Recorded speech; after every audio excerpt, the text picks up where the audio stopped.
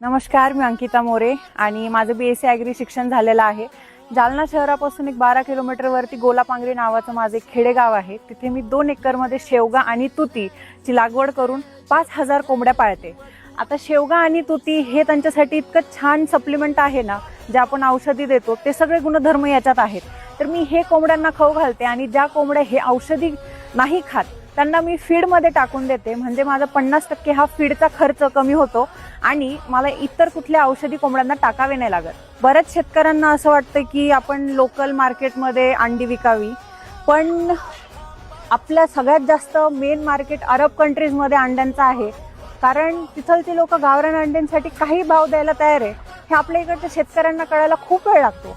हेच अंडं जर का आपण अरब कंट्रीजला विकलं तर आपल्याला ह्या अंड्याचे 50 रुपयापासून ते 80 रुपयापर्यंत दर मिळू शकतात.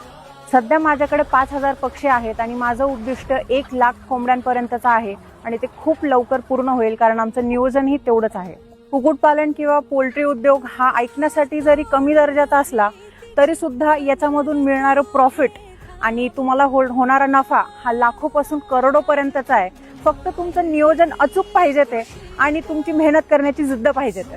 माझ्या मित्रमैत्रिणींना एवढं सांगेल की कुठलंही काम हे छोटं किंवा मोठं नाहीये. तुम्ही पोल्ट्री उद्योगाला कमी समजू नका आणि हे फक्त पुरुषांनी किंवा माणसांनी करण्याचं नाहीये, हे एक स्त्रीही करू शकते. कारण हे किती झालं तरी जीव आहे आणि जीवाला जीव लावणं हे बाईपेक्षा जास्त चांगलं कोणीच नाही करू शकत.